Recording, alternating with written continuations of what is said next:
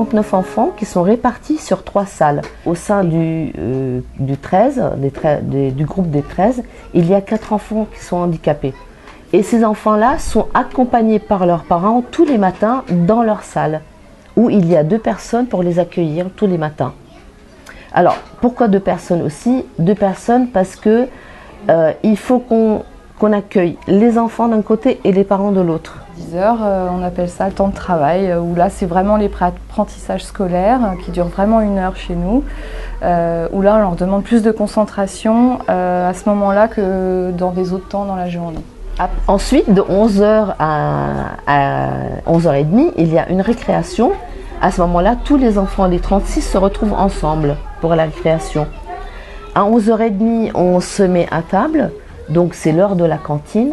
Et toutes les adultes mangent ici avec les enfants en même temps. Le fonctionnement de l'après-midi est très différent du matin. C'est un fonctionnement entre ce qu'on appelle le cloisonnement total, c'est-à-dire rester dans sa salle avec l'enfant, ne pas sortir, et le décloisonnement total, c'est-à-dire un espace complètement ouvert.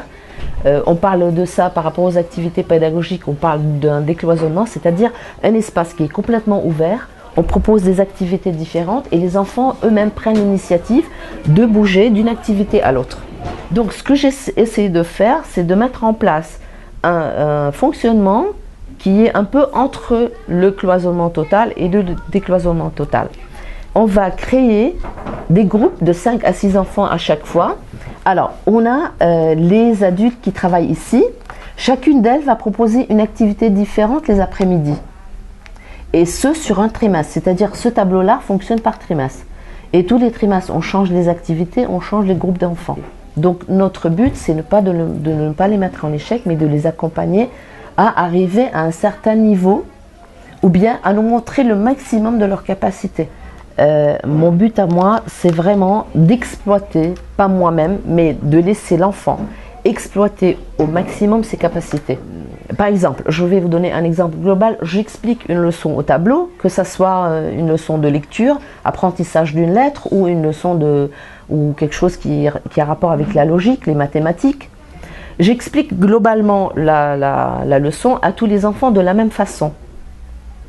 Et j'essaie d'adapter des explications de notre vie quotidienne.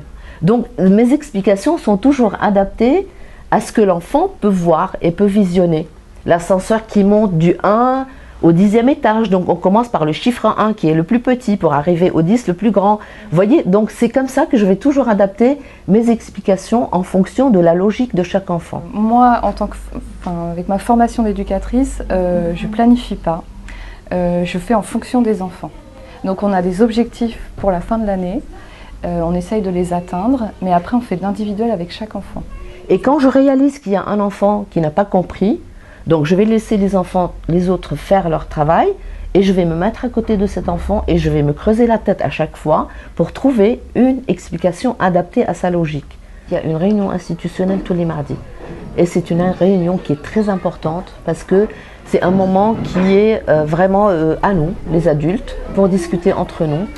Ça peut être d'un cas, ça peut être d'un enfant, ça peut être de l'orientation d'un enfant par rapport à l'année prochaine. Donc c'est très varié aussi. Moi je ne travaille pas toute seule, je ne peux pas. Donc il y a toute une équipe autour de moi et je trouve que le travail en équipe, c'est ça qui tient aussi. Et on a affaire quand même à des gens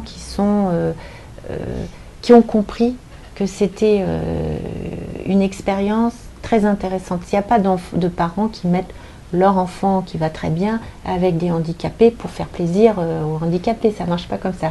Ils mettent leur enfant parce qu'ils sont convaincus que ça leur apporte une capacité d'adaptation aux autres et une réflexion carrément au berceau de ce que c'est que l'autre. Enfin, ils en font des petits anthropologues de la question de l'altérité dès qu'ils sont petits. Hein. Il ne faut pas croire qu'ils le font par don d'eux-mêmes à travers leur enfant, c'est pas du tout ça.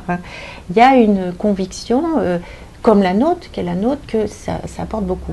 Parce que moi je suis convaincue que, comme je l'ai dit au début, que les personnes handicapées ont quelque chose à apprendre.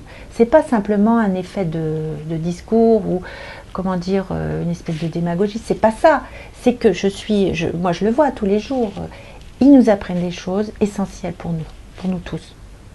Ils nous apprennent à vivre autrement, à penser autrement, de façon très tangible.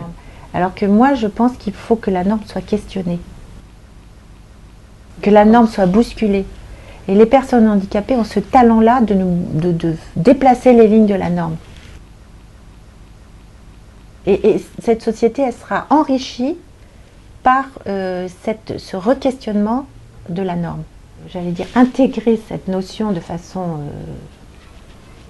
totale, que l'enfant accepte les règles sociales, les règles de la collectivité. Mais dans un premier temps, c'est nous qui devons accueillir l'enfant et c'est nous qui devons nous adapter à l'enfant.